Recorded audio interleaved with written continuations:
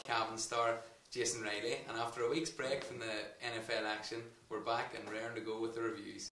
As always, I'm joined by Jib, Marty and Wiley. How are you, lads? Good. Jason, welcome to the sofa. Thank you. You're keeping well? Yep. Good man. You're a mate of this lad's beside you, I believe. Yeah, I'm right. Probably since. Who doesn't need him? Who does? He knows them all. He knows them all. He knows all the stars. Thanks. Jason, we're gonna chat to you about your career and I suppose what you're doing currently as a manager in the next few minutes, and get your take on I suppose the National League so far and how well Cavan are going as well, of course. So we look forward to that. Lads, the weekend gone by, Marty, yourself and Paddy were commentating down in Mullingar. Disappointing result for Fermanagh. Yeah, definitely disappointing result, disappointing performance again, and I suppose the same old story this year with Fermanagh per second half, and it's cost them this time. You know, we said it for a few weeks that their second half performances, you know, could come back to bite them, and against better opposition yesterday, Westmeath proved us right, and Fermanagh are suffering now and are really going to struggle to get promotion after that result yesterday. So it's disappointing from a Fermanagh point of view. You know, good performance from Westmeath, and then they've really put themselves in a good position now. If they beat Longford on Sunday, they'll be looking at Division 2 football next year. You know. Yeah. Tyrone, obviously a good win against Donegal, but I think Mickey Hart said that they didn't play the Donegal their best, despite Tyrone missing a few as well. But look, it was an important 2 points. I suppose a big lift. Like being in Omo on Saturday night, it was a big lift. When the news broke up, Paddy McBurdy wasn't starting, you know, so probably give the players a lift, because it could certainly give supporters around myself a lift. But probably wasn't that pretty in the first half. I thought Tyrone were excellent in the second half. I thought Niall Sludden was Cavan McShane, even Frank Burns, who's traditionally a forward, was playing in the defence, and thought Tyrone seemed to have maybe had a wee bit of form at the right time. Like, I think there's massive improvements anyway. I don't know what you're thinking, like, from what we were seeing maybe 4 or 5 weeks ago. Yeah, but they sort of showed that they've had plan A and plan B. You know, plan A against Dublin, you know, they hit them crossfield balls, they went long. Now they faced Donegal now, and they just run at them, and they run them to shreds. You know, Donegal couldn't keep up with them. And your clubmate Lee, good again. Oh, it's good every game. I was good, like, you know, even though Magaliski's wasn't one of his best games, but they seem to work very, very well together inside. Like, the Bradley too was superb. Bradley's a joy to watch. Like, I think that was the first. I was at the game. It was the first tweet to put up about Bradley. Like, he went on a couple of great runs. But no, Niall Sludden for me was like everything good about Tyrone was. He's a focal point from a lot these days. He's super. Like, he's a great lad. Like, so. We'll get on to that. Or McNeilis for Donegal, I thought put in a great shift as well. I thought. Just great to see him back. He's a lovely player. Nice to watch. He's class. He just looked to have, you know, even in the whole hustle and bustle of things, he looked to have so much time. Speaking of, I suppose players are nice to watch. Jason Cavan, good win the weekend again, and Garode McKiernan back with 4 points in play. Yeah, it's good to see Garode getting back on the score sheet. I suppose the first few games of the year he wasn't playing, he was injured and that, you know, but I suppose he's come in there now again, and it's good to see him. He's getting them scores, because you'd often see him getting them scores when it's not so tight, you know. And it's good that when it is tight that he is getting them scores as well, you know. So he definitely a big player for them, you know. And again, where's his best position is the other thing, you know, as well. So, but here he's going well. A lot of McVitie, them boys, they're flying actually at the moment. So and then Shawnee started came on as well. So here they're going in the right direction. Here no one expected it, to be honest. No. But here they've definitely knuckled down, and I know they're training hard and that. But here you never know. Another win, they could get promoted. Definitely a league final, back up to Division 1. No one would have expected it, to be honest with you, on this bottom line. I don't mean to interrupt you. I know it's been 2 weeks. But we do have a social media question at the start of every show. Oh, I know. I was going back to that. You can't wait to get this now. Have you forgotten? I was having a good chat with our border counties there, Mr. Luck. Sorry, Jason. I'm only here to do one thing. We're going to the social media question. Yes, the question is, who has been the player of the tournament so far? And don't just all jump in Division 1 and name the main players. You know, there's other boys down in Division 2, the likes of John Haslam and so on. So go through them all. So standout player in the league. So was he probably Heslin, McNeilis, Sludden, McBreardy, Comer. Brady, I think for obviously missing this match. I don't know if there's really any Jibs news on what's going on. Well, I have a bit of news too. I heard that the cruciate could be done in the knee, so... Is this the official Jibs news, is it? It's always official. I'm not gonna... Hear like, tell a lie. I'm not gonna back him up on this, because the last news I backed you up on, it still hasn't come true about Jim Connolly and the hurling and walking away from the... No, well, he's been playing football flat out since Yeah. that news. But no, when I heard that about McBurdy, I heard medial first and then I heard cruciate. Hopefully not. Hopefully Hopefully not. not. No. Yeah. He has been one of the players of the league so far. Like, the scores he's been racking up has been serious. Like, He's enjoyed it. unremarkable. Like, No, we really hope that's not the case. For me, like the big thing again, and I keep harping on about it, but it's the inconsistency of Michael Murphy kicking frees for Donegal, and again, it cost him the other night. Like I think he 3, maybe 4 kickable ones that he's missed, and you know it's been something that's probably been happening this past 3-4 years. Maybe not under the Jimmy McGuinness reign, but certainly in the 2 Ulster finals and the lead up to them. I remember, was it 2 years ago or last year they played? 2 years ago I think it was. They played Monaghan and Breffni Park, and 2 great games. Went to replay, and again he missed bagfuls of frees and that. And I seen the stat that was put up somewhere that he's only actually 67% from his frees for Donegal, which if you compare that to what Dean Rock's doing with Dublin, Is the there difference? Yeah, I suppose we'll. No, I'm not having a dig. Oh no, I know that, but what I'm. sounds like you're having a dig at him. No, I just. You've been digging out on the WhatsApp group for the last day or so. Is there? What's it? Just because he doesn't know. Is there someone that didn't play for Donegal in America? I did, but is there someone maybe that's more reliable? But on that point, like as regards free takers, I didn't think that sounded like that bad a stat. But outside of maybe Rock, O'Connor, fairly reasonable. Killian O'Connor. Yeah. Well, funny, I heard it debated last week that they really had to take a look at his free taking as well. We chatted about that a couple of weeks ago. Listen, but beyond Rock and maybe I don't know, like I don't know. It's just just overly reliable. We'll put it like this: if Shawnee's hitting them for you in the championship and he's only kicking 6 in every 10, it's something you're going to look at. Oh, definitely. Is Murphy tends to take on marginal free kicks more than your True. average free taker. He's taking ones that are, very far out and Wiley brought up the Ulster final against Tyrone, but I mean they were 45 and close Why to 50 is he going yards. to it? Why is he going for it? Well, what else is he going to do at that stage of the game? Is that not fair? No, but this is consistently happening. First minute, 11th. But it's the fact that Jason, what you're taking, Marty's saying they're marginal, I suppose. Yeah, but you're looking at the frees he takes 55, 60 metres out. You wouldn't see Rock nearly take Exactly. that. They'd be in the 45 or they'd go short. Exactly. And it's the same as bringing your goalie up to take the 45s.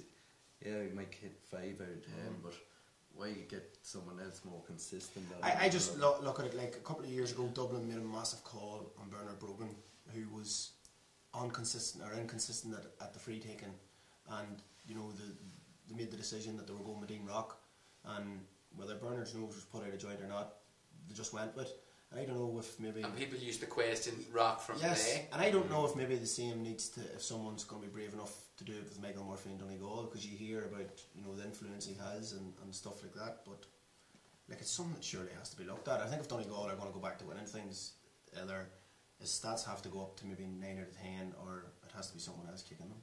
I think also you'd have to be practicing, and he seems to be injured a lot. Yeah, he's definitely not getting the practice in. And you can see the benefit Tyrone's having with the league as well. It's something you definitely need in your team. Is a consistent free taker.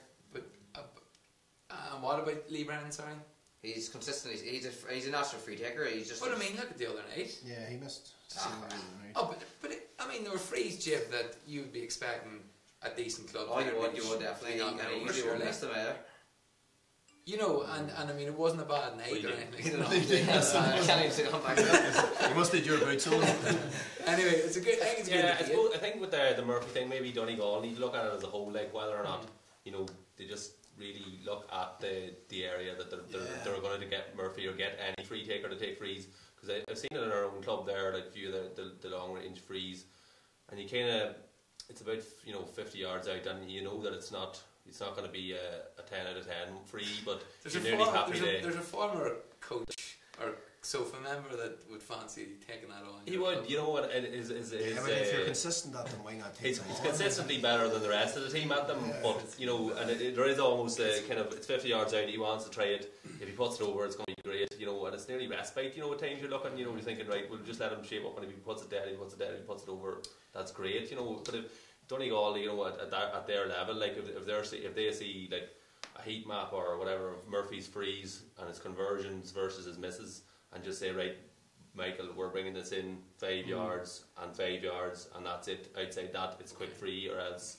you know, you come up and shape it like you're going to shoot, and we'll work something out, you know, rather than letting them take the you know, the 1 and 2s or the, you know, 5 and 10 shot. It's just something I think has been consistently happening this past number of years. Like, well, yeah, very good. It's a great debate.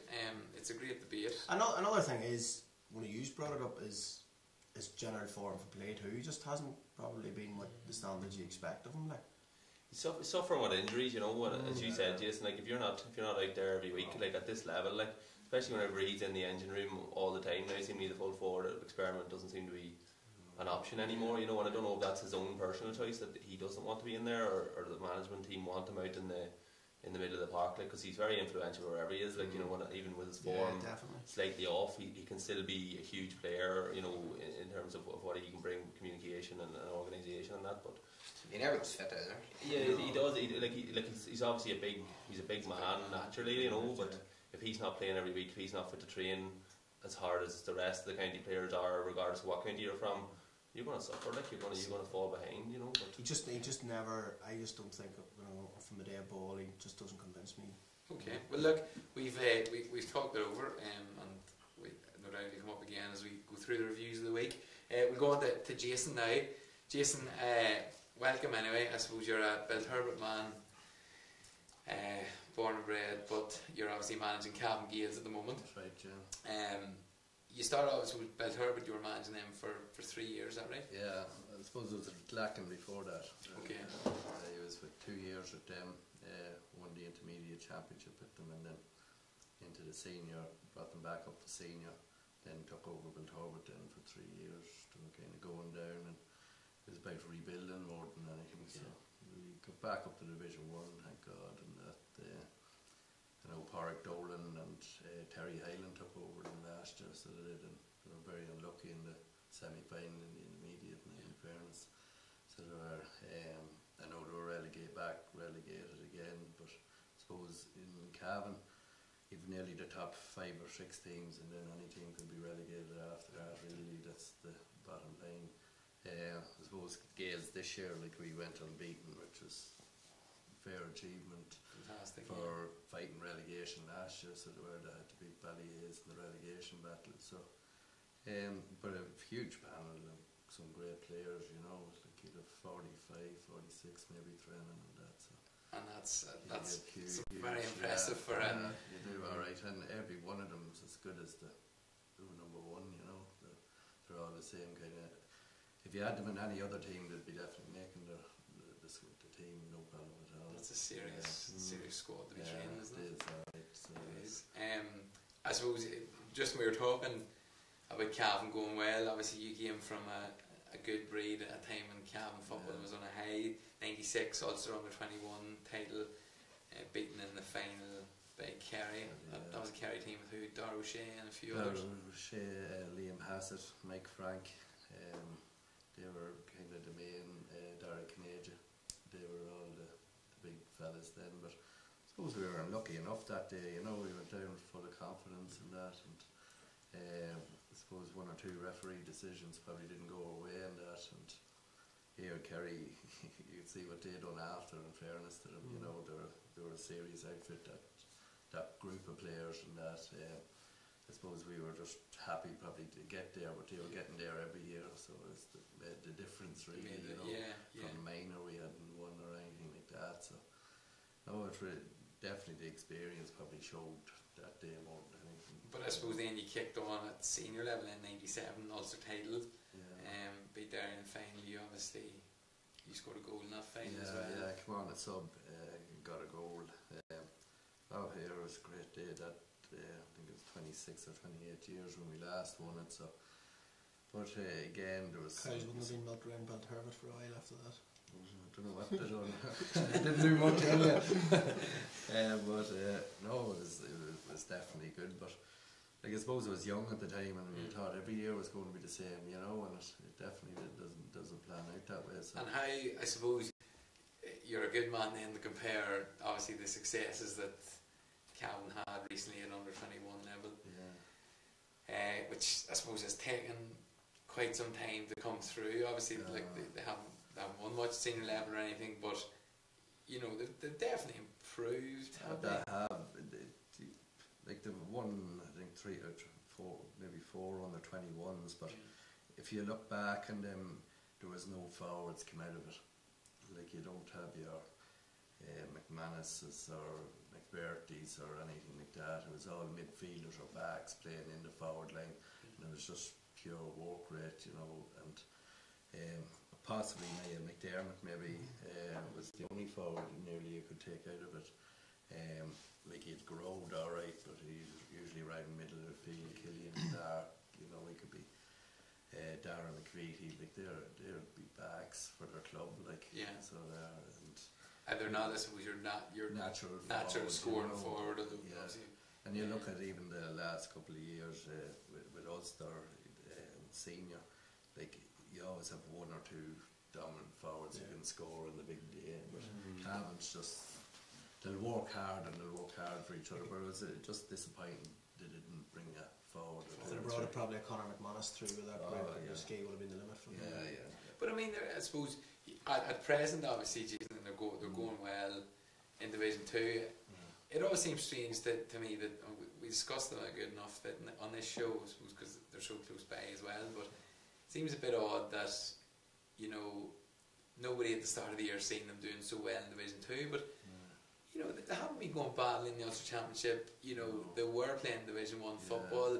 Was it a case that you thought the players weren't there? Was it the supposed issue of management, or what can you pin that down to? You could see with Cavan people, they're a great heart and they want to win every day, and you know, and realistically it doesn't happen every day. And in fairness, I suppose when you look at the McKenna Cup, it was horrendous. You know,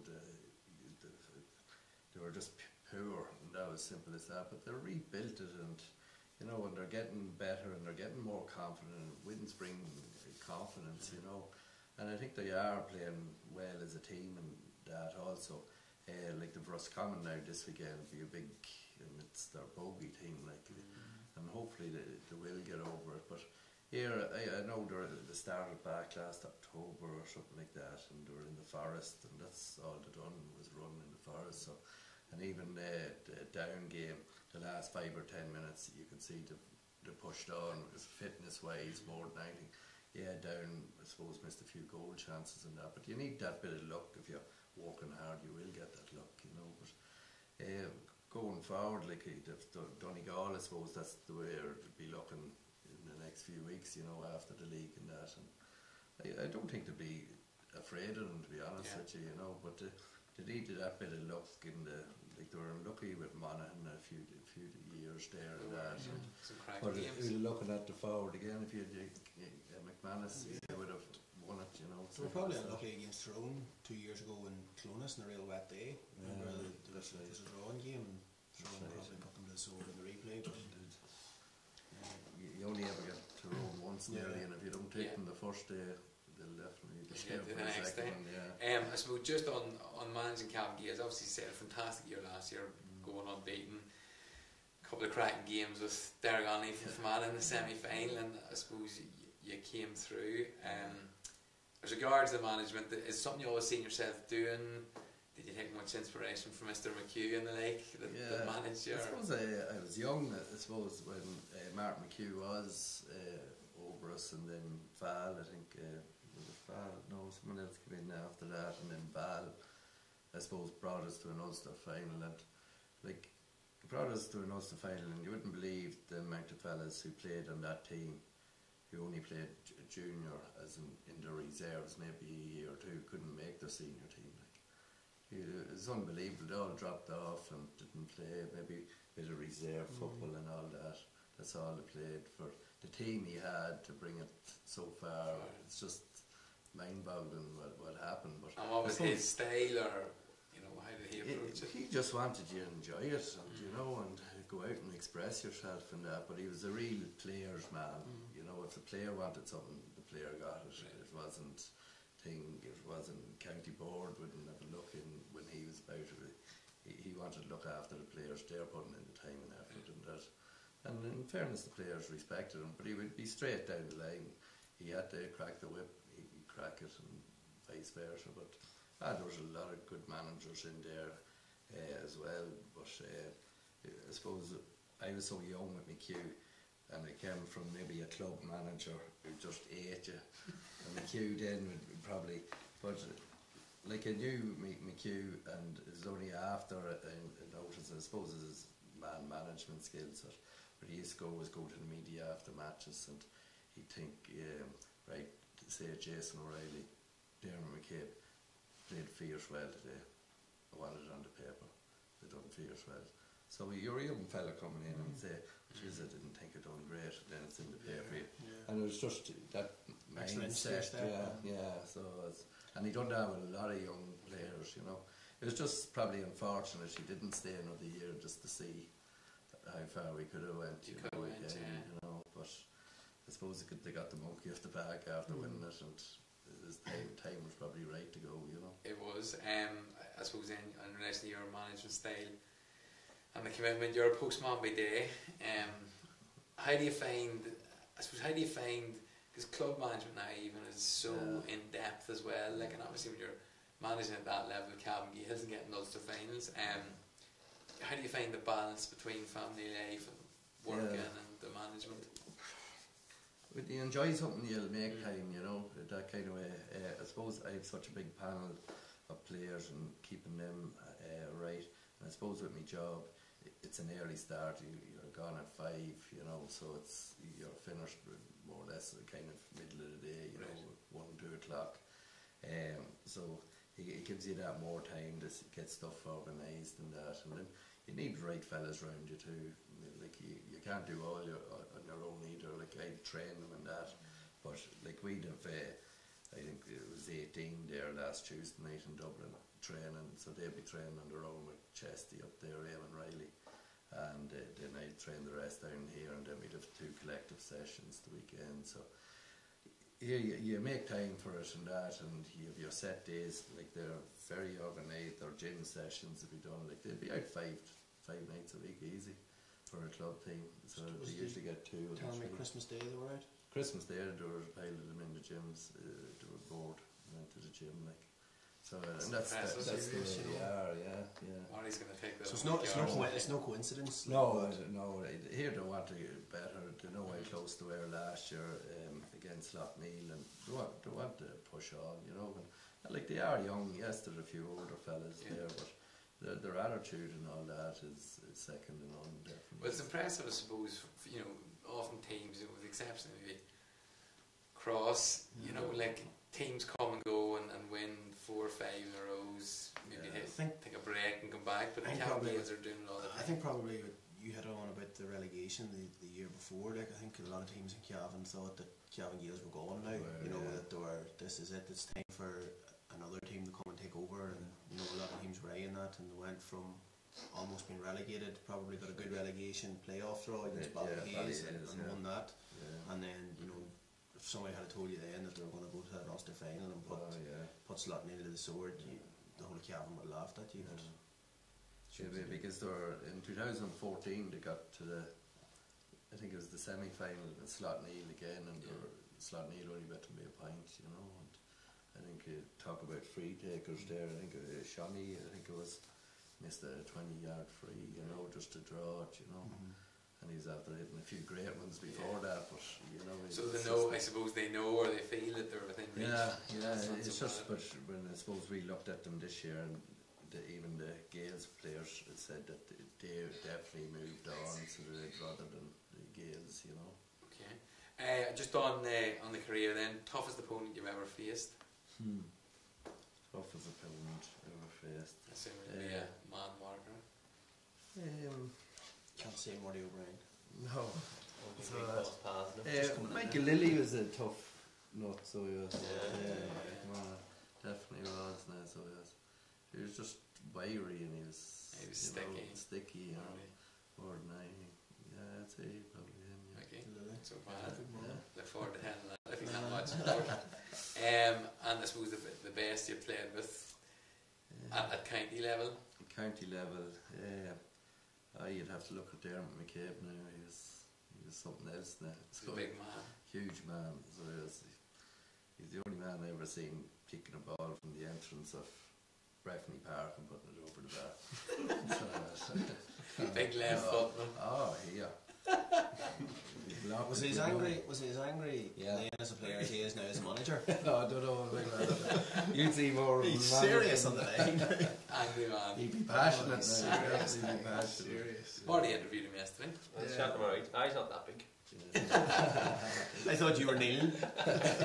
He's a big unit, He's a big unit, yeah. So Mickey Lilly and Dermot McCabe. That's from Anna mentioned, like Cavan mentioned. Okay, Jason, you're going to stick around and chat us, and you have, of course, don't reveal it yet, but you have a player to add to our All-Star board, the most controversial board in Ireland, and you're going to move it around as well, of course, mix it up a bit, which we look forward to. Okay, boys, on to the weekend. Jib, anything on social media, sorry, for standout players for the... We have nothing actually on the standard player at the minute, but we have a couple of comments coming through. Kevin O'Rourke wants Jo to give Wiley a few coaching tips. That man owes me lunch. He does. Fingy wants to know, Wiley, where do you keep your under 21 All Ireland medal? Good one, Fingy. No answer. No answer, that's all I want. Donny Fair has a question. Jason, he says, postman, he says, you used to come into the lab in Clark's Quarry, Liston Ski when I worked there. What happened to you after that? Yeah. No comment. And back to you, Roy. No matter, Jim, thank you. Alright, lads, we'll start in Division 1. The Dubs trouncing Kerry 217 to 11 points. Pretty close game up until half time, and then the usual Dublin trick of just pulling away at the crucial time.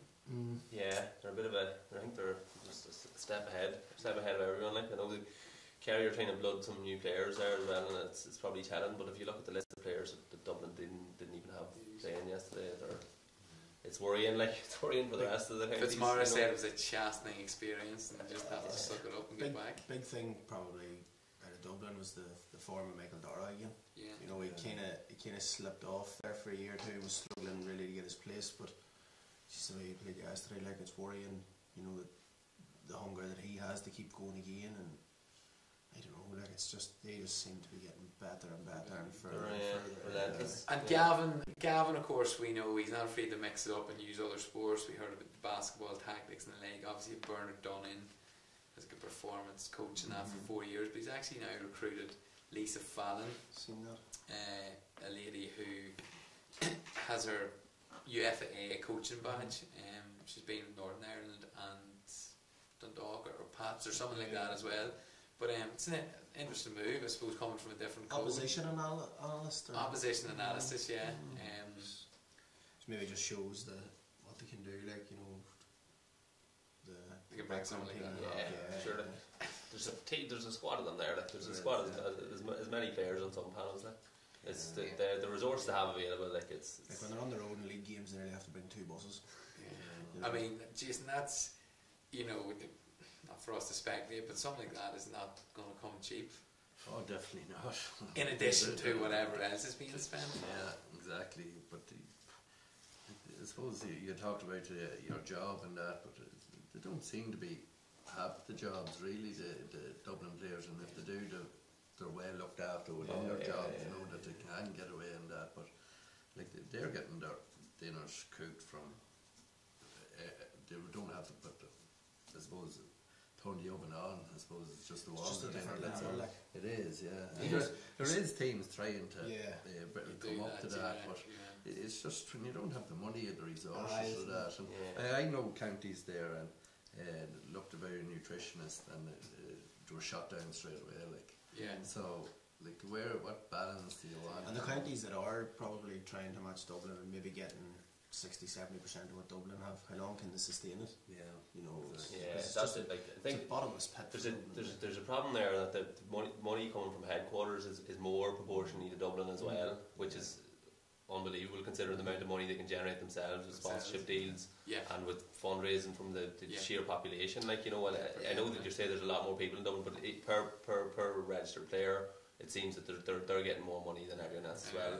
So there has to be a rebalance there at some stage, because it's just the gap's getting wider. A couple of years ago was that St Vincent Ballymun Championship semi-final, Parnell Park. There's 18,000 in it, like €10 a head. There's what's that? And look, you know, much like in Fermanagh, Club Ernia, Down, Club Down, and all these organisations, I suppose in Dublin, when you have a lot of big businessmen businesswomen that are able to afford to say, here's a donation to go and get Lisa Fallon, you know.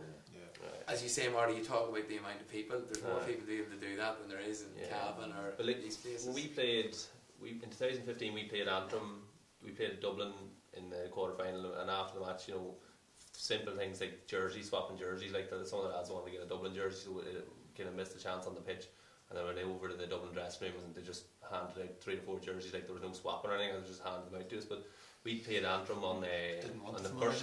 Didn't want it, not a bit of it. But we played Antrim the first day out in the Ulster Championship, and we beat them. And I swapped jersey with CJ McGordy after it, so I had a nice new Antrim jersey at home. But when we went and played them in the qualifiers, then 2 games later, he was wearing last year's Antrim jersey because I had his jersey at home, and they didn't give him another one.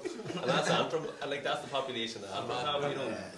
And like that's a fairly big county, you know, in terms of population. Like, but if you look at the difference between Belfast and Dublin, and between Antrim and Dublin, is unbelievable. Like, you know. I've heard stories like of players swapping jerseys and they've come back into the change rooms and county board officials have made them go back and swapping again. It's a bad job when you go back out to a man and you can see he's wearing last year's jersey with a different wrestling. You feel bad. I have the jersey at home.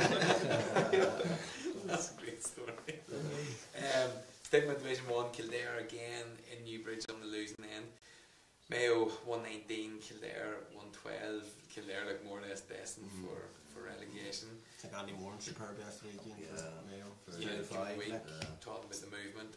Cian O'Neill, simple as this, said it's not good enough, we need to buck our act up. I think if you look at what Cavan are doing this year now, after 1 year in Division 1, you know, they didn't have a great time up there, but they're straight, you know, they're back in Division 2, and with a wee bit of momentum, they're looking like, you know, they can push on and maybe get back up there. And Kildare as well, like I think they're on back-to-back promotions, so like, you know, it was always going to be a step up, and like with a wee bit of luck they might have got a couple of points, but it's not looking like they're going to get any at this stage. But you just have to move on from it and learn from it and try and regroup for the championship and next year, you know. But it's a big step up. Like, I definitely agree with that. Like, I think Cian O'Neill's doing a good job there. They've come from 3 to 2 to 1, and you know.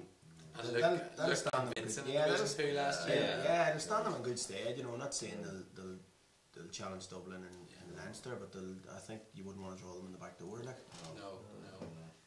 Mayo, interesting what Doherty came out and said yesterday after the game. He said, you know, we start slow, but we seem to always be able to get the results when it matters at this time of the year. But it's a bit premature to be saying that going into the last 2 games, is it? Yeah, they're not home and home just yet. Who have they left? Mayo, Tyrone this weekend, and who after that? We should know. They've played Kildare, I think. So. No, they played this weekend. Well, they've Tyrone, but whatever it is, you know, I say, Marty, they're not home and host. No, not home and host, but he's probably right in what he said. The last few years when they've had to get league points, they've got it. Like, and no more so than Tyrone. If you're looking at Mayo, there's been improvements every game in their performance. Like, so they're starting to get players back too. You know, you're keen back in there again. Donegal, is it they have? Possibly Donegal, alright. Yeah. So like 2 teams, you know, they're kind of three relegation potentials there. Like, you know, but I think the 2 that's in the bottom 2 at the minute will be the 2 that go. Will go down. Okay, Galway and Monaghan. Galway 17, Monaghan 110. Finn Kelly sent off the captain for Monaghan just before half time. Malik O'Rourke was most unhappy with the decision. He said he was resting and trying to free himself, but nonetheless it knocked him for 6. I think a manager's going to stand by his player anyway, you know. It looked bad enough on the hilly. Yeah. I He's know big he shouldn't- though, he's he flying shouldn't though, isn't he? have- Flying Shelley Jason. Oh yeah. Jesus, Yeah, and it's not really in his game, you know. It's No. probably frustration more than Yeah. anything, I'd say. That's possibly part of the comments a few weeks ago when Galway did beat, I think it was Mayo, you know, that Galway are now a bit rough and tumble. And the word was given off with that. Is that part of it? Possibly. Could be like Galway are a big physical outfit. Yeah. Like you take a big team to mess with them, you know, really. But it'd be interesting to see how they get on trying to wrestle the Dubs because everyone's tried it. But Mario Kelly at full back and pressing again. For Galway. He's a class actor. Really Picked is. him Like out he's of probably the way. one of the boys you could pick for Player of the Year. Like, and a few of those Galway lads they're having a great season. Like, you know, they just all seem to be enjoying it. They all seem to be like, you know. I think the thing about Monaghan, like I was at the Monaghan Mayo game, first league game of the year, and they got 2 men sent off that day, and it cost them the 2 points that day. And, you know, probably thinking Kelly sending off Monaghan could easily been on 10 points as well. Like, you know, Definitely to change the bear in the game the weekend now. That did, yeah. and he's such a massive player for them. Like, and he can play anywhere. Like, he started half forward against Tyrone, the 3 points kicked before, you know, Tyrone we kind of picked up on him. Like, so. Okay. And lastly then, we've discussed it a bit, but Tyrone, Donegal, big win for Tyrone. It's hard to know where either team's at. I suppose obviously Donegal and Mr. McBrady, as we said, but what do we make of it in general? Just Probably from a Tyrone supporter, you're just relieved to have won that, and like, because if you hadn't, if it was, you know, you're going right to the wire. So, from a supporter's point of view, you were glad to see Tyrone win it. From seeing them so far this year, there's definitely been improvement, game by game, and you know it continued on Saturday night. And as I said before, Niall Sludden's great. He's a joy to watch when he's in full flight. Like, I thought he was super. Cavan McShane come in, had a super game. Which a lot of ones have kind of been questioning, you know, was he ever going to make the impact at this level? Like, I'm not saying one game that he has, but he was very good, and you know, as I said too, the 2 boys inside looked to be working very well together. They looked to complement each other, and Bradley was again a great goal, you know. So all good. looking okay. I think they'll be safe. Oh yeah, I think they're safe now. They're improving every game. You know, you can see it big time. Okay. Tyrone Coffin's arrogance is up again, I see. Jason. yeah. Well, I suppose that this time last year there's a lot made of the Donegal win against Tyrone in the league. Like, you know, so I suppose from a Donegal point of view, like, it's not all doom and gloom either. Like, they're a young side, like, you know, and if it so happens that they are relegated, you know, again, you wouldn't read too much into the league. If they can get McBurdy, hopefully the news is not as bad as we've heard, and they can get him back flying fit, you know, they'll be like, they're, from a Donegal point of view, like, no disrespect to anyone, but they're probably on the better side of the draw in the Ulster Championship, you know, away from Tyrone and Monaghan. So so they're probably Get by Cavan. Aye, on the Cavan Division 2.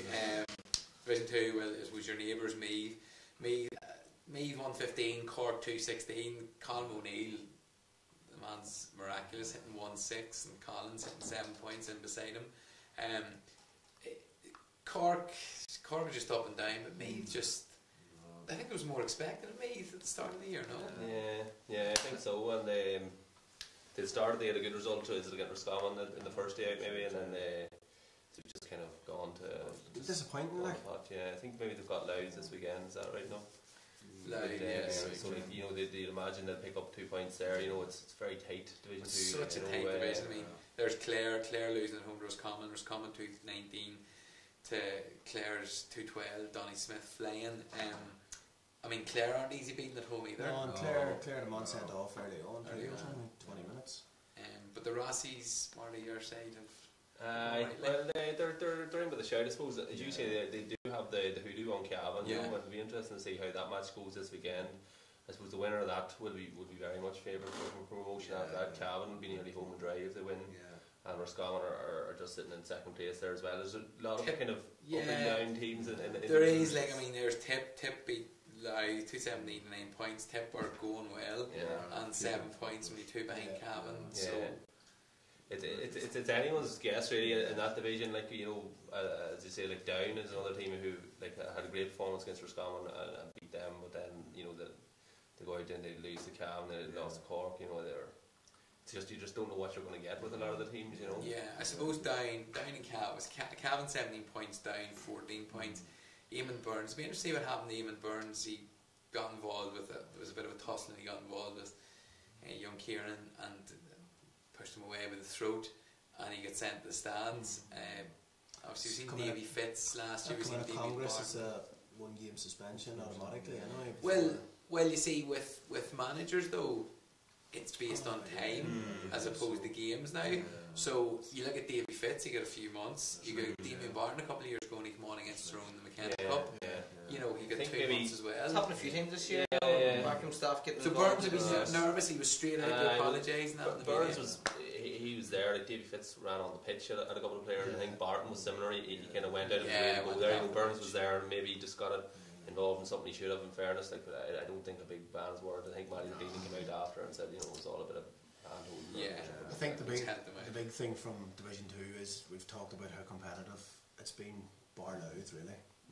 You know, Louth, I think their score difference is -50 or something. -50, yeah, 52. I was at the Louth game, Cavan game, and they were definitely not a Division 2. Colin Kelly looks as if he's been the smartest man in Ireland by getting them up and getting out. I suppose just, you know, we said the call at the start of the year, but I suppose Tip are taking along nicely, maybe a bit like Westmeath in Division 3, you know, nobody's making too much noise about them. Obviously the Rossies and Cavan seem to get a bit more attention. Yeah, like last year the Cavan in the championship, and Cavan were cruising at half time, and then just switched it around altogether, you know. Just their clinical tip, like you think you have them and they'll hit you for a goal and they get their heels up on you and give you loads of other. And a few great players. Talk about forwards like Quinlan, Sweeney, you know. Play nice football too, and nice class and that there, and then with the boys inside, like they're classy forwards, like, so they can do serious damage if they're on song, like, you know. No more so than what you were saying about Val being the type of player, the manager that got the players whatever they wanted. Apparently Liam Cairns is the same with the top boys, like, you know. Because I was in the college with him, and he seemed to be player focused more than anything. And you'd even hear his comments. It's nearly all about the players. Yeah, everything is the players that they want, you know. So management. Yeah, exactly. Division 3 then, we'll start, I suppose, Westmeath and Fermanagh. We have an interview with Fermanagh coach and backroom team member Bryce McMenamin, of course, so we'll play that and we'll come back and analyse it after this.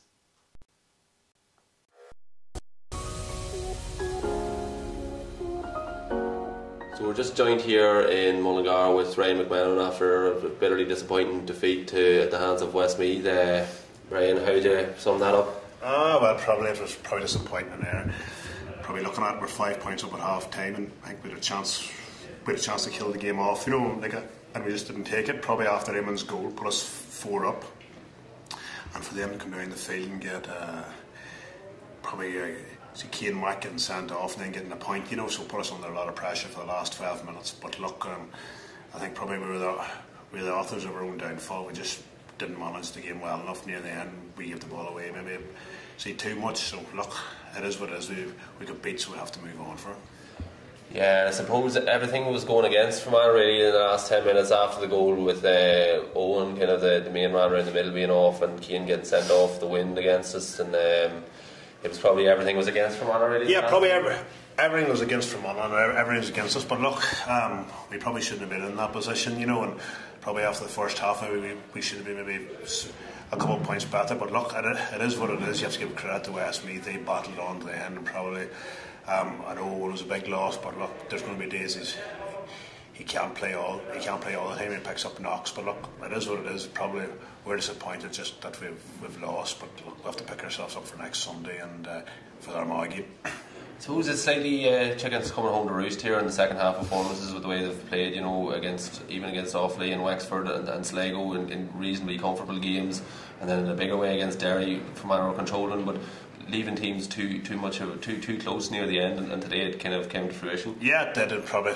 look, we've been talking about it long. We've been talking it for a lot, and just about our second half performances, and probably they're not up to standard, whatever it is. So look, we'll have to get to the bottom of it, and probably we had chances maybe to kick on. Look, just the bottom line, we weren't ruthless enough, and especially when you play at this level, it doesn't matter. You're playing the high end elite level of county football, you have to be ruthless, and we haven't been ruthless in the second half at all in any of our games. Yeah, well, I suppose now that we've got Armagh to look forward to next Sunday, and it's a good challenge to let the lads really test themselves against Armagh coming up to the championship. How do you find how do you feel about coming up against Armagh as a Fermanagh man now rather than as a Tyrone man? Well, no, look, from the hatred's still there, I'm sure. Well, I wouldn't say hatred, but no, look, listen, it's going to be a good game. The players are going to afford it, but look, we'll probably be expecting a response from the boys, probably, especially with that second half performance. And probably, look, we know Armagh's a very good team, and the geezers got them well going. So look, it's going to be a battle. They're probably going to see a chance of knocking us out of the league, and we're going to probably want to bring them back and see in right in the mix for the last couple of games. But look, we're always looking forward, and hopefully we can have a better second half performance than we had today.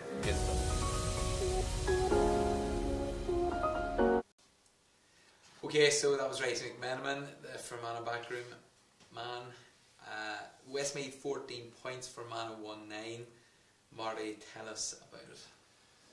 Yeah, I suppose Fermanagh were definitely the better side in the first half. You know, there was a fair enough breeze in Cusack Park, and the Fermanagh defensive screen was doing its job. You know, John Hezin had plucked a couple of great balls out of the air early in the first half. You know, but Owen Donnelly and Ryan Jones, between the two of them, had got to grips with them in the middle of the park, and Fermanagh were definitely seeing more of the ball around the middle of the park, and Westmeath couldn't break through the defensive screen at all. I think maybe one opening in the whole of the first half, and I think they had 2 points on the board at half time. Fermanagh didn't have that much possession all the same. You know, it's generally what they've been doing is letting the team have the ball a lot and hitting them on the break, which was working to an extent. You know, they were up at half time, but the second half, I suppose Owen Donnelly didn't reappear through injury, and John Hezin did reappear, and he reappeared in the full forward line. So the dynamic of the game changed a bit. Westmeath, with the wind and that option inside, did go a bit more direct, and Shea Cullen had a fair enough game on the long wall in, but John Hezin seemed to catch him a few times on the loop. You know, it's hard to mark a player coming around in the loop like that there, and when you're as accurate as Hezin is, you know, it makes hay. Then, you know, I think he kicked 2 or 3 points from play. He wasn't that hot on the free kicks actually. He dropped a few short, but in the end up the pressure was starting to build on Fermanagh. Then they got a goal to kind of turn the tide back in their favour, but probably a 60-yard kick out, just a quick kick out 60 yards, beat the midfielder Fermanagh, and the game turned at that. Cian McManus was caught running towards his own goal and dragged the man down, ended up getting a red card. Westmeath kicked the point from the free kick, and there was a 3-point game then with a strong breeze and with 10 minutes to go probably. It was Westmeath were always going to be favoured from then on, you know, and they kicked on and they'd done well in fairness to Westmeath. You know, they had a good second half. Is Fermanagh, I suppose, in relation to Fermanagh then, obviously Heslin's the focal point again for Westmeath, as he always seems to be, and Martin and that, but is Fermanagh's game of, I suppose, high intensity and lung busting runs, is that causing them bother in the second half, do we think? I think they were probably unlucky yesterday in the second half, and that everything seemed to go against them. You know, when you lose a player like Owen Donnelly, he's very influential there. You know, and he's one of the fittest men on the Fermanagh team, if not the fittest man. You know, he covers a lot of ground defensively and on under kickouts. He's a huge player for Fermanagh. You know, and then you bring into that you're against the breeze, and then you bring into that maybe 1 or 2 decisions, a couple of curious linesman decisions, and then you lose a player as well. Then you're up against it, and everything seemed to go against Fermanagh in the second half yesterday, in fairness to them, but they have been playing with fire with their second half performances in the last few weeks, and it has bitten them yesterday. It's just probably thinking on hindsight, I'd say maybe boys, they're probably thinking of, you know, the goal went in, might have been time for Clupper to maybe come in and see out the game. I know he'd come in a couple of the games before, and he's basically closed up shop, I suppose. Yeah, and it was strange because we'd seen Cian McManus was already on. Yeah, we'd seen him in the first half. Conor McGee was booked early on, and he was taken off probably 5 minutes later. The same happened. Danny Teague was booked, and he was taken off. Conor Jones was booked, and he was taken off. And I suppose McCluskey's one player that never entered my mind yesterday, but you know, maybe to bring him in there at that time for Cian McManus would have been the right thing. The kick out was that quick from the goal. Yeah. You wouldn't have even noticed. It might have been a tactic of Westmeath's, you know, particularly with the wind, and it just happened to bypass the whole midfield, and all of a sudden Westmeath were bearing down, and Cian McManus was left with no choice really. Yeah. It did look like they were going to get in for a goal right away, and he took the chance and brought him down, and the referee really had to show him either a second yellow or a black, you know. And so just thinking, you know, probably at that stage of the game, there's not many better to see out games than McCluskey, like, you know, he gets on the ball and keeps it. And Fermanagh seem to have been using them, but I suppose the fact that we're down to 14 men, you know, that obviously weighs in on, and I'm sure the management have their plans if that happens. Sligo and Longford then, Division 3, obviously Longford pushing for promotion as well, but Sligo with a good result, drawn at home to Longford. I think Longford had started very well. I think maybe Sligo just hit a purple patch and scored something like 10 or 11 scores in a row, and ended up that Longford had to fight back themselves and for a draw game. Big result for Sligo, who did look like, you know, they were maybe going to get dragged into a relegation battle. They've got Offaly this week. They can see Offaly, you know, away in Tullamore, albeit they should be safe, you know, but I still fancy Offaly and Wexford for relegation there. I suppose Offaly had a good win then away to Wexford, 113 to 110, so they will have that bit of momentum. That's true enough, yeah, but I think Sligo will be fairly buoyed from that result against Longford as well, you know, but I think we were saying there that maybe that Offaly or Wexford, between the two of them, would only get one game. But you never know, like, you know, you don't know. You just don't know. We've seen a lot on the last day last year, we've seen a lot of teams going down the last day and that, so it'll be interesting to see. And then finishing up the Ulster Derby on Saturday night, Armagh 115 to Derry's 14. Armagh, a couple of injuries, Rafferty gone off, McAvoy and that, but Derry, I think Derry pushed them tight seemingly for a good while, but McErlean again is just saying, you know, they had the Slotneil boys back, just a couple of poor decisions in the second half cost them. Derry need to start getting results. They do big time. Like, it's we talked about it before we come on air. They played Dublin in a National League final, Division 1, maybe 4 years ago, and you know they're bearing down the barrel of maybe dropping to Division 4 there. Yeah, but then I suppose again their forwards came to the fore, and Lynch and Keith and Heverin, you know, their big game players came to the fore again. I suppose more so in the middle periods of the game. They had it's just an example, Jason, I suppose, of overexertion for players. You know, you look at, they had most of the Slotneil boys back, bar maybe Christy McKaig, but Rogers comes on, only lasts 16 minutes because he does his hamstring. Do they need more of a rest?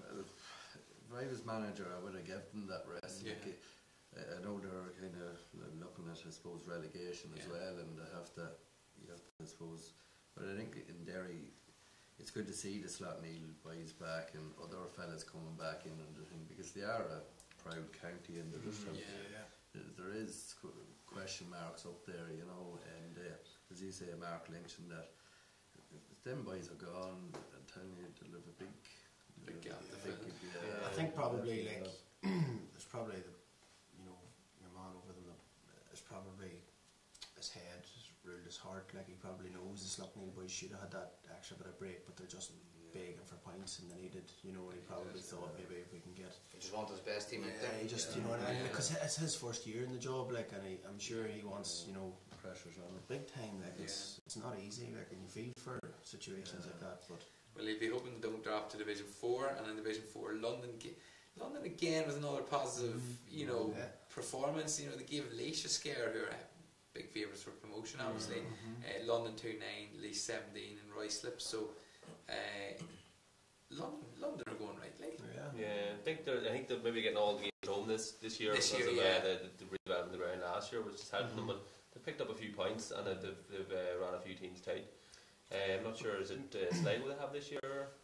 It's Sligo in Connacht. Yeah, so like, you know, probably the teams in Division 4 maybe don't want to hear this, but maybe is that something that the GA could look at, to have all London's games in London, like your franchise in American football. You know, we're talking about, you know, we're sending half a compromised rules team halfway around the world to try and promote. You know, here, why not do it where you know, Gaelic football is, you know, in London, and let them now you're seeing these home-based players in London and in New York, but it's good to see. English born. It's good to see. Elsewhere in Division 4, Limerick overcoming Waterford. I suppose both those teams look just kind of lingering around the bottom, the middle, and Carlow with a good win against Wicklow, 117-12. So look, it looks like it's going to boil down. Carlow play Antrim this week. Woodlands. It's a big game. Big game. It's them, Laois and Carlo in with the shouts. 2 from 3, like. Yeah. I think Carlo have Antrim and Laois in the last 2 games, so. Yeah, probably one win from the 2 will see them up with the head-to-head goals or that. But I think it'll be nice. Obviously, from an Ulster perspective, it'll be nice to see Antrim go up. But Carlo, I think, for a team that hasn't really been out of that Division 4 for I don't know how many years. Yeah. It'll be great to see them up. Building on last year's championship run. It'd be nice because you're talking about the like of Waterford and Wicklow and Leitrim and teams like that there, and it's just every year the Division 4, and then you look at a team like Carlo who were in that and would have been in it for I don't know how many years. Yeah. But all of a sudden, like a couple of results last year in the championship against teams probably at their own level, all the same, but they got there and they got the performances, and now this year they're building on it, which is a massive thing. I'd really like to see them get promoted this year. Just on the silver too. I'm sure they never won. No, that's it. So it'd be great to see. And then just on, I suppose, a former guest of the show, Emma Mulligan, is due back to play against Waterford this week for Leitrim after his 3rd cruciate, so that'll be great to see. Great to see. I'm sure. Hopefully it goes well for him. Yeah, everyone in Leitrim will be, pulling them back with open arms, like, because there's a sense out there that it's not going to be easy going to the Big Apple, like to New York and the championship. One of my old counties for sure. 2 of my old counties. No, but because it's going to be tough for them there. See, another man who's back in the panel is probably one of the best man-to-man markers about, Paddy Maguire. Back for them from Hamilton, which is massive boost for them. Like, so if things are just coming together, maybe just before this run into New York. Yeah, like I think Jamie Clark's with New York. That's right as well. So end it, wouldn't you? With his training. I think the Cavan man's over in New York as well. As well. Well, they were saying. Kill. I suppose they were saying that New York are big time and Leitrim had a man in here a couple of weeks ago. They're definitely going to get someone some year. Sooner. And probably like from Leitrim's point of view, like they play London next year, and I'm sure London are eyeing them as so Leitrim is 2 banana skins in the next 2 years in the first round of the championship. Okay, well, like that's an interesting weekend ahead in with the games for promotion and relegation, so we look forward to it. We of course will be live from Brewster Park commentating on Fermanagh versus Armagh on Sunday at 3 o'clock, so tune in to Gaelic Weekly Live and We Are Fermanagh. Alright, Jason, the controversial All-Star board there, boys, do you want to grab it? Yeah. Do you have any reaction on social media? Yeah, well, Orla Feely McGaha, she has said Mickey Jones. Damien Kelly has gone for Damien Comer. That's who I would also select to be Comer. And we also have a question for Jason here as well from Keith Pryor. Oh, jeez. Would Jeho be interested in the Cavan job down the line and bring Dahi Riley in as number 2? Jason, you're going to have to answer that question. Who is Dahi Riley? You don't want to know that. John Owens says Ralph's jeans are very snug today. Ask Jason, does he know Alan Brady? Who's Alan Brady? Another man you don't want to No, actually you know Alan Brady. Right, we get this board out. Okay, so Jason, so the story is you're going to tell us who you're selecting, and then you can do whatever you want on the board. You're going to take somebody off, and then you can rejig it. I just interrupt you there for a second, Jason. Where's PT Tracy gone? Shawnee Donnelly's written in. Can PT Tracy be added? Sure. Henry may have something to say about that as well. Eileen, I'm in the same boat as you. I wasn't here the last day, Jason, and they let somebody from Armagh come down here and take PT Tracy off the board. I don't know who he is. Do you know who PT Tracy is, Joe? He does, of course. He does. I suppose the thing about it is, folks, it's a board that is going to always divide opinion. I was talking to a couple of people the weekend. That's man from Ballybuffet says to me, what's the story? Surely All-Stars can't still be playing, or still can't be involved. And I says, well, some All-Stars are playing, some are still in management. So I had him on pull me on Saturday night about it, and he says on about the throne man that was on it, and he goes, you told me one time that Conor Gormley should get up and look at his hands every morning and say them hands won Tyrone, they're first All-Ireland because of the Stephen McDonald block, yet you don't have him on the board. It's true. Which was a true one, you know. I can't pick all Tyrone men. Okay, Jason, let us know who you're gonna pick first. The player I've picked is Stephen O'Neill. from Tyrone, and I suppose I don't think we have to. I don't think we have to ask for reason, but what was your take on him as a player? I just thought he was.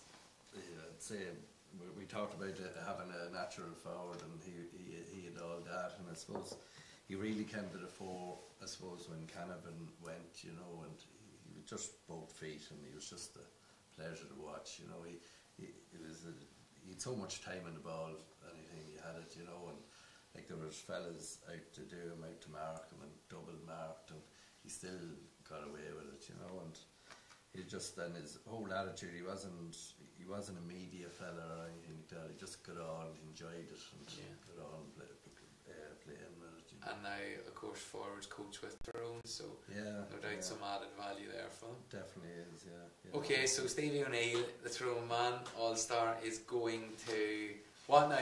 You can place him anywhere on the board. Well, first and of all, take anyone off. Decide who you're going to take out. How much coaching has Wiley been giving you on this? I'll have to take out Peter, I think. What? So that's not Peter Cavan.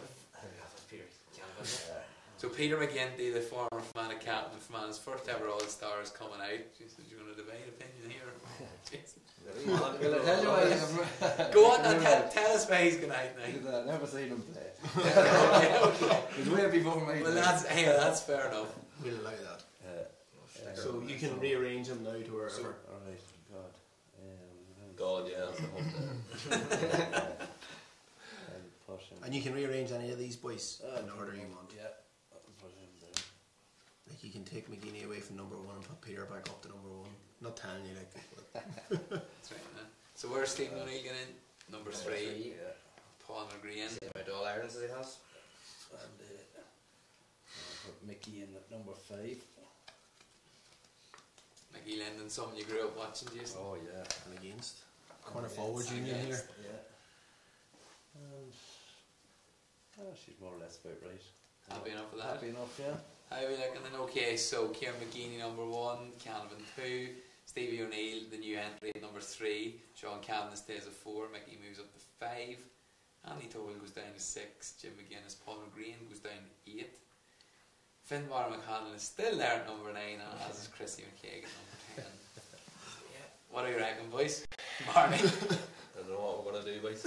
I don't know what we're going to do. We have no legends from Fermanagh left. No. We haven't any from Anna left. This is most Probably the only disappointing. disappointing thing for me is that we've won Tyrone man out of the top 5. There's 5 on the board and one of them's out of the top 5. So I think we have a demographic issue. Maybe we picked a few players on. Maybe we haven't watched them play, but we picked them on lower, you know, and kind of the stories going around about them. But we're going to have to get somebody other than Wiley's school in the next guest. Maybe get our 1 or 2 Tyrone men off it in the next few weeks if we can. Well, I suppose even up the balance. If you look at the down team of the 90s, down team of the 60s, you know, a few ways we might know a bit more about them. I'm surprised you didn't bring Dermot McCabe with you.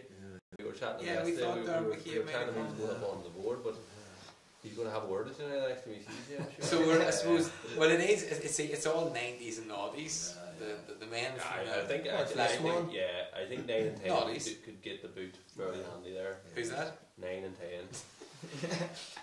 The rugby boot. Finbar McConnell's rugby boots from his time.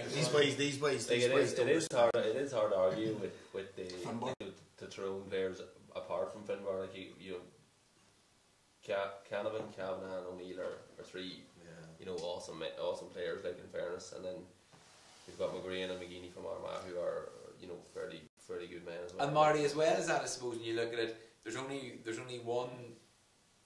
He's not a non-player; he was an ex-player, but I think he was picked on the merits as a manager. Was Jim McGuinness? Yeah, well, Everyone we got else both. Yeah. No Monaghan man other yet, which is No, so a Monaghan man talked to me at the weekend about Jerry McCarville. So he was giving off. Another Monaghan man mentioned Nudie Hughes. Hughes was very good. Ray McCarron. We have our first unhappy viewer on it. Yes, Killian. She'll definitely be unhappy because I can't pronounce her name. Killian McConville. She says, how is Oisin McConville not in there? At least top 4, more scores and more medals than Peter Cavan. Well, Killian, we did have Oisin, or we did have an Armagh man teammate. Oisin's in, Kieran McKeever, but he brought with him Paul McGrean. Asheen would be well worthy of a place in that board, I think. But definitely, yeah. the For his club exploits, if you're bringing that into it as well, like, and then if you look at whoever that goalie is down the bottom there, and you take Paul Hardy and his exploits, Well, that man's own brother. No, that man started the revolution there in goals.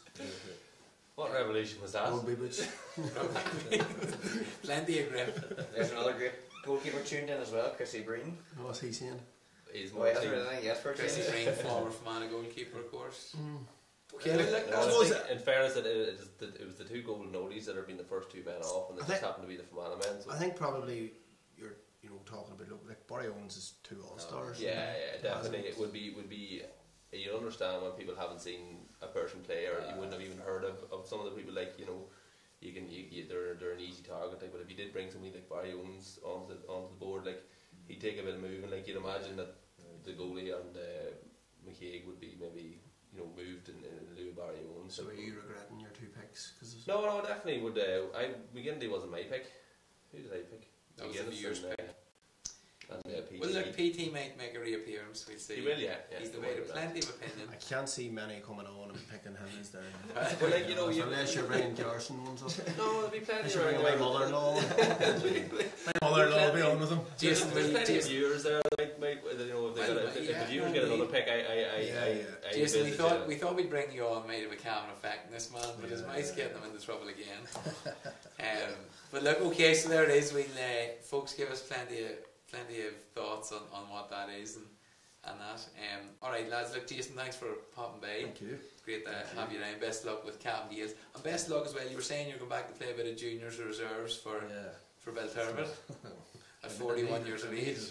Very impressive. But look, best of luck for the year ahead. Alright, thanks. Thank you. Boys, good job. Right, Raf. As always, the board has been most amusing. No doubt we get more comments during the week. Get a rebound. It's a fine, it's a fine board. There's it needs to be redressed. There's just an imbalance. But look, the folks at home can do that. We'll maybe give them the option to do it in the next week or so. Yeah. Alright then folks, that's it. We'll be back on next Monday, obviously at 8 o'clock, but before then we will be commentating live on Fermanagh's Crunch game with Armagh this Sunday at 3 o'clock in Brewster Park. A promotion battle from Division 3, and we look forward to that. As always, on YouTube, Twitter and Facebook, get in touch with us and give us your views, most notably on the board, and have your say. Remember, at Big Week Live, your opinion matters. Good night.